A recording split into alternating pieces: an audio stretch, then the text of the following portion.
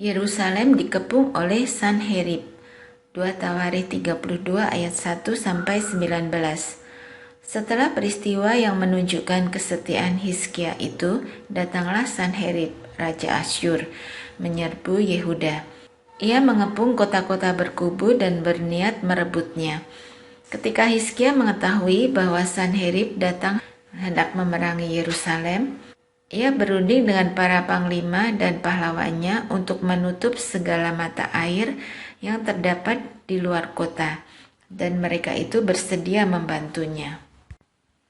Maka berkumpullah banyak orang. Mereka menutup semua mata air dan sungai yang mengalir dari tengah-tengah negeri itu. Kata mereka, "Mengapa raja-raja Asyur harus mendapat banyak air kalau mereka datang?"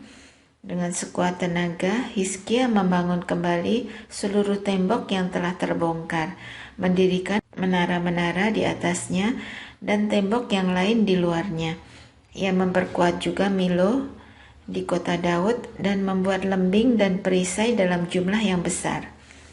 Ia mengangkat panglima-panglima perang yang mengepalai rakyat, menyuruh mereka berkumpul kepadanya di halaman pintu gerbang kota dan menenangkan hati mereka dengan kata-kata, "Kuatkanlah dan teguhkanlah hatimu, janganlah takut dan terkejut terhadap Raja Asyur serta seluruh laskar yang menyertainya, karena yang menyertai kita lebih banyak daripada yang menyertai dia. Yang menyertai dia adalah tangan manusia, tetapi yang menyertai kita adalah Tuhan Allah kita, yang membantu kita dan melakukan peperangan kita." Oleh kata-kata Hizkia, Raja Yehuda itu, rakyat mendapat kepercayaannya kembali. Sesudah itu Sanherib, Raja Asyur yang sedang mengepung Lakis dengan seluruh kekuatan tentaranya, mengutus pegawai ke Yerusalem kepada Hizkia, Raja Yehuda, dan kepada semua orang Yehuda yang ada di Yerusalem dengan pesan, "Beginilah titah Sanherib, Raja Asyur. Apakah yang kamu harapkan? Maka kamu tinggal saja di Yerusalem yang terkepung ini. Bukankah Hizkia memperdayakan kamu supaya kamu mati kelaparan dan kehausan dengan mengatakan, 'Tuhan Allah kita akan melepaskan kita dari tangan Raja Asyur'? Bukankah Hizkia ini yang menjauhkan segala bukit pengorbanan dan mezbah Tuhan itu dan berkata kepada Yehuda dan Yerusalem, 'Hanya di depan satu mezbah kamu harus sujud menyembah dan membakar korban di atasnya'? Tidakkah kamu ketahui apa yang aku dan nenek moyangku lakukan terhadap semua bangsa negeri-negeri lain?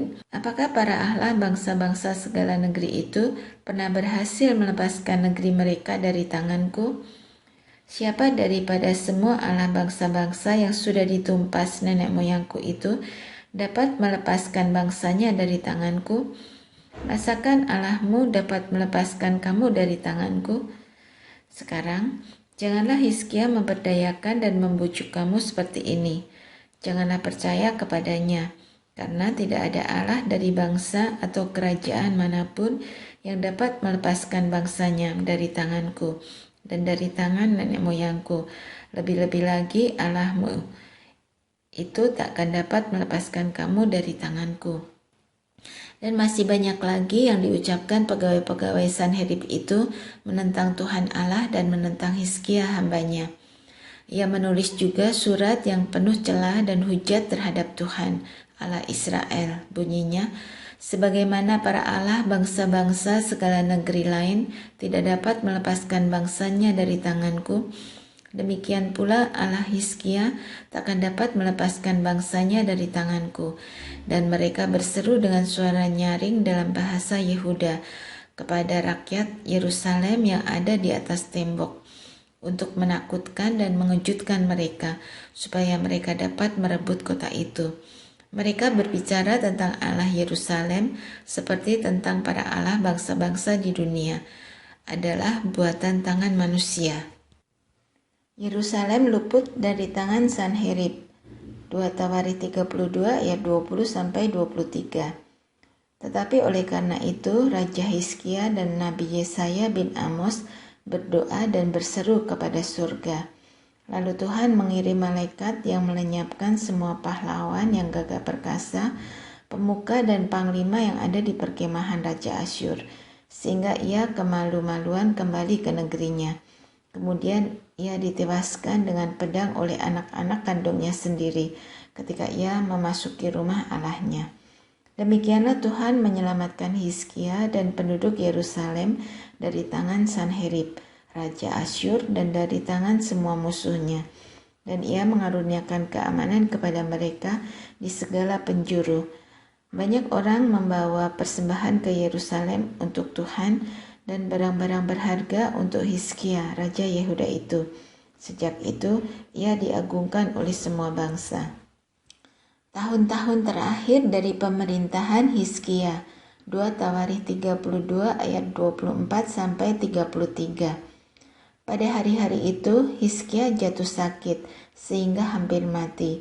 Ia berdoa kepada Tuhan dan Tuhan berfirman kepadanya dan memberikannya suatu tanda ajaib. Tetapi Hizkia tidak berterima kasih atas kebaikan yang ditunjukkan kepadanya karena ia menjadi angkuh sehingga ia dan Yehuda dan Yerusalem ditimpa murka. Tetapi ia sadar akan keangkuhannya itu dan merendahkan diri bersama-sama dengan penduduk Yerusalem, sehingga murka Tuhan tidak menimpa mereka pada zaman Hizkia. Hizkia mendapat kekayaan dan kemuliaan yang sangat besar. Ia membuat perbendaharaan untuk emas, perak, batu permata yang mahal-mahal, rempah-rempah, perisai-perisai, dan segala macam barang yang indah-indah. Juga tempat perbekalan untuk hasil gandum, untuk anggur dan minyak, dan kandang-kandang untuk berbagai jenis hewan besar, dan kandang-kandang untuk kawanan kambing domba.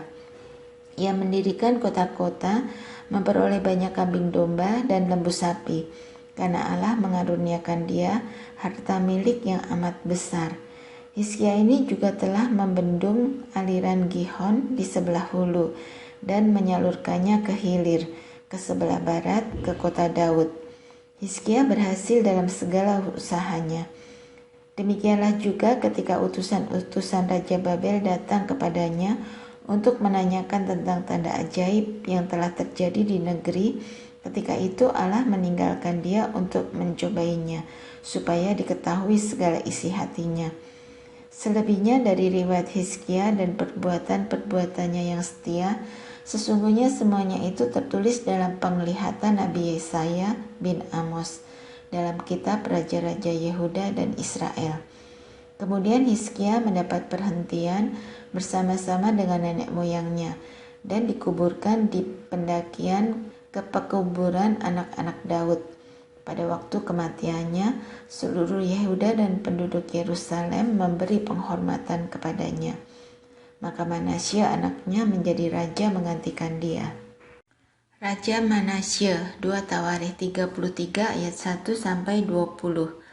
Manasye berumur 12 tahun pada waktu ia menjadi raja, dan 55 tahun lamanya ia memerintah di Yerusalem. Ia melakukan apa yang jahat di mata Tuhan, sesuai dengan perbuatan keji bangsa-bangsa yang telah dihalaukan Tuhan dari depan orang Israel. Ia mendirikan kembali bukit-bukit pengorbanan yang telah dirobohkan oleh Hizkia ayahnya. Ia membangun mezbah-mezbah untuk para Baal, membuat patung-patung Asyera, dan sujud menyembah kepada segenap tentara langit, dan beribadah kepadanya. Ia mendirikan mezbah-mezbah di rumah Tuhan, walaupun sehubungan dengan rumah itu, Tuhan telah berfirman, "Di Yerusalem namaku akan tinggal untuk selama-lamanya." Dan ia mendirikan juga mezbah-mezbah bagi segenap tentara langit di kedua pelataran rumah Tuhan. Bahkan, ia mempersembahkan anak-anaknya sebagai korban dalam api di Lebak Ben Hinnom. Ia melakukan ramal, telaah, dan sihir, dan menghubungi para pemanggil arwah dan para pemanggil roh peramal. Ia melakukan banyak yang jahat di mata Tuhan, sehingga ia menimbulkan sakit hatinya. Ia menaruh juga patung berhala yang telah dibuatnya dalam rumah Allah, walaupun Allah telah berfirman kepada Daud dan kepada Salomo anaknya, "Dalam rumah ini dan di Yerusalem yang telah kupilih, dari antara segala suku Israel, Aku akan menaruh namaku untuk selama-lamanya. Aku tidak akan membuat pula orang Israel berjejak keluar dari tanah yang telah kutentukan untuk nenek moyangmu, asal saja mereka melakukan dengan setia segala yang telah kuperintahkan kepada mereka dengan perantaraan Musa, yakni segala hukum, ketetapan, dan peraturan. Tetapi Manasye menyesatkan Yehuda dan penduduk Yerusalem sehingga mereka melakukan yang jahat lebih daripada bangsa-bangsa yang telah dipunahkan Tuhan dari depan orang Israel. Kemudian berfirmanlah Tuhan kepada Manasye dan rakyatnya, tetapi mereka tidak menghiraukannya. Oleh sebab itu Tuhan mendatangkan kepada mereka panglima-panglima tentara Raja Asyur yang menangkap Manasye dengan kaitan, membelenggunya dengan rantai tembaga, dan membawanya ke Babel. Dalam keadaan yang terdesak ini, ia berusaha melunakkan hati Tuhan Allahnya. Ia sangat merendahkan diri di hadapan Allah nenek moyangnya dan berdoa kepadanya. Maka Tuhan mengabulkan doanya dan mendengarkan permohonannya. Ia membawanya kembali ke Yerusalem dan memulihkan kedudukannya sebagai raja. Dan Manasye mengakui bahwa Tuhan itu Allah. Kemudian ia mendirikan tembok luar pada kota Daud di sebelah barat Gihon di lembah sampai dekat pintu gerbang ikan, mengelilingi Ofel. Tembok itu dibuatnya sangat tinggi. Ia menempatkan juga panglima-panglima perang di tiap kota kubu di Yehuda. Ia menjauhkan ala-ala asing dan berhala dari rumah Tuhan, juga segala mezbah yang didirikannya di atas gunung rumah Tuhan dan di Yerusalem, dan membuangnya keluar kota. Ia menegakkan kembali mezbah Tuhan, mempersembahkan korban keselamatan dan korban syukur di atasnya, menyerukan kepada Yehuda untuk beribadah kepada Tuhan Allah Israel. Walaupun demikian, rakyat masih mempersembahkan korban di bukit-bukit pengorbanan, tetapi hanya kepada Tuhan Allah mereka. Selebihnya dari riwayat Manasye, doanya kepada Allahnya dan ucapan-ucapan para pelihat yang berkata-kata kepadanya dengan nama Tuhan Allah Israel, sesungguhnya semuanya itu terdapat dalam riwayat Raja-Raja Israel. Doanya dan pengabulan doanya, segala dosa dan ketidaksetiaannya, semua tempat di mana ia telah membangun bukit-bukit pengorbanan serta mendirikan tiang-tiang berhala dan patung-patung sebelum ia merendahkan diri, sesungguhnya semuanya itu tertulis dalam riwayat para pelihat.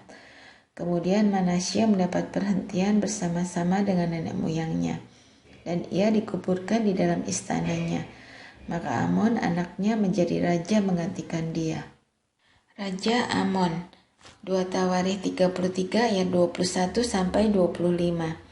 Amon berumur 22 tahun pada waktu ia menjadi raja, dan 2 tahun lamanya ia memerintah di Yerusalem. Ia melakukan apa yang jahat di mata Tuhan, seperti yang telah dilakukan Manasye ayahnya. Amon mempersembahkan korban kepada segala patung yang dibuat Manasye ayahnya, dan beribadah kepada patung-patung itu. Tetapi ia tidak merendahkan diri di hadapan Tuhan seperti Manasye ayahnya merendahkan diri, malah Amon makin banyak kesalahannya. Maka pegawai-pegawainya mengadakan persepakatan melawan dia dan membunuhnya di istananya. Tetapi rakyat negeri itu membunuh semua orang yang mengadakan persepakatan melawan Raja Amon, dan rakyat negeri itu mengangkat Yosia anaknya menjadi raja menggantikan dia.